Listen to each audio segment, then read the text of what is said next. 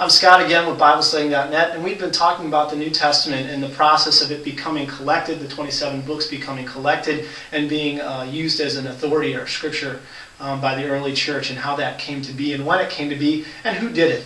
And we've been examining the late 2nd century period, the Muratorian Canon and Irenaeus, and their list of the New Testament books. They're referencing these books and listing them together and using them as scripture, as an authority, and in a way that appeals to them as if they're widely known. And these are all the things that we do, of course, with the scripture today. And we found that both of these works, Irenaeus and then also the Muratorian Fragment, listed 22 of the 27 books of the New Testament, all of the major books, just missing a few of the minor epistles. And of course, when we're talking about this, it's interesting to consider that they're leaving a few out, or at least they're not mentioning a few. If any person has read a book on theology from a Christian perspective, or Christian history, where an author may quote from a book of the New Testament or books in the New Testament, we're not often going to find the case that a Christian author writing on Christian theology is going to quote from every single book of the New Testament or mention every single book.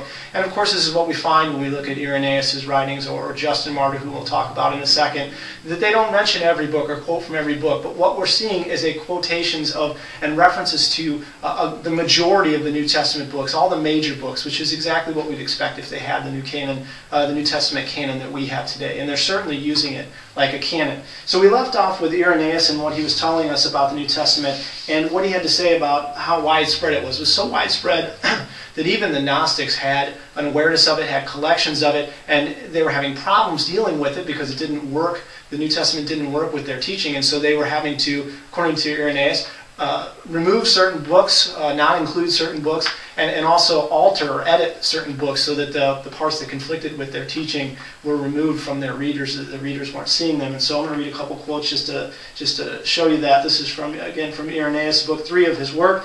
He says, "Wherefore Marcion," who's one of the chief Gnostics of the 2nd century, "Marcion and his followers have betaken themselves to mutilating the scriptures, not acknowledging some of the books at all, and curtailing the gospel according to Luke and the epistles of Paul, which they themselves have thus shortened.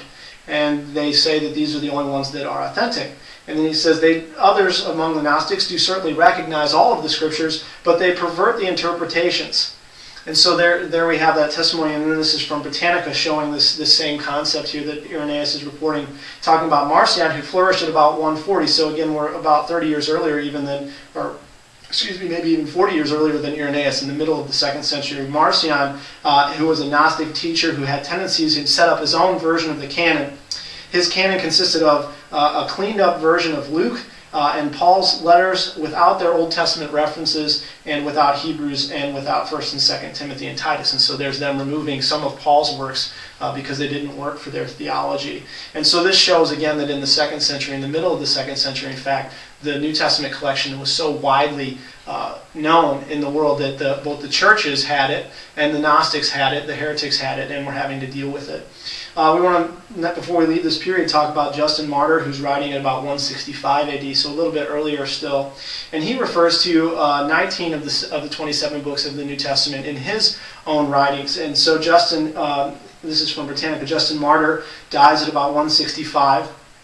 Christian apologist. In his writings, he quoted freely from the Gospels, Hebrews, the Pauline letters, 1 Peter, and Acts. And so if you add that up there, that's 19 of the 27 books. And so what these three documents tell us, Justin, Irenaeus, and the Muratorian Fragment, is that by about, let's say, 160, 170, 180 AD, all of the 27 books of the New Testament, or at least a large number of them, 22 of the 27 being specifically mentioned, but various authors mentioning various books, basically the major books, at least 24, let me say that again, 24 of the 27 books had already been collected and were being used as a scriptural authority, as a teaching authority for refuting false doctrines and such. The only 3 books that these authors do not mention are James, 3rd John, and 2nd Peter. So pretty much, as I said, the majority of the New Testament, that's what we would expect if the collection existed at that time, that they would be quoting from all of these books, and maybe not every single book, but the most of the books. That's what we kind of do today with it. So there we have it by the end of the 2nd century. We can back up the clock a little bit more here, and we're going to go actually to the very beginning of the second century. We're talking about the first couple decades of the 100s, about 100, 110, 120, 130, and what was going on at that time. And then at that period, we have some more Christian writers. The first one we're going to talk about is Polycarp, who discipled Irenaeus, but he himself was a disciple of John the Apostle and had been appointed by John to be the Bishop of Smyrna. Interestingly, he's the bishop that receives the book of Revelation that's sent there, one of the copies being sent to that church there in Asia Minor, among the other 7 churches. And in his works, he only has one work that survives. It's a letter to the Philippians, and it's only 5 pages long. But in that 5-page document, he directly quotes from all, let's say 25 to 27. It's possible that he may have quoted Philemon and Jude in a looser way, but he directly quotes from the other 25 books of the New Testament, and therefore shows that he had a collection of them. And again, like Irenaeus later, he's quoting them to an audience, assuming the audience knows of them, assuming the audience knows that they're authoritative, the same way we do with the New Testament as a canon. And next we want to mention Ignatius, also a disciple of John the Apostle, an acquaintance of Polycarp. He wrote before his martyrdom in 107, and he has 7 letters that he left for us. And those letters, if we survey them, we can find out that he has shows a knowledge or mention of all but 2 of the New Testament books, and the only books that he doesn't mention specifically are 3rd John and Jude. And so he mentions the other 25. And so this is very early on in the first decade of the 2nd century. We have these 2 men, Polycarp, whose letter is dated to about 110 to 135, and then Ignatius, whose letters are written before his death in 107, showing that they had in their possession a collection of the 27 works of the New Testament, and that they're using them as a canon to edify the church, to instruct the church, and to refute false doctrine, the same way we do today. And so this brings us to some important conclusions about the status of the New Testament as an authority, as a canon, and its collection by studying these 2nd century works. And what we can see is that it was actually in the case that by the beginning of the 2nd century, that the New Testament books, all 27 of them, were possessed in collections in places like Lyons, France. Justin is from Samaria.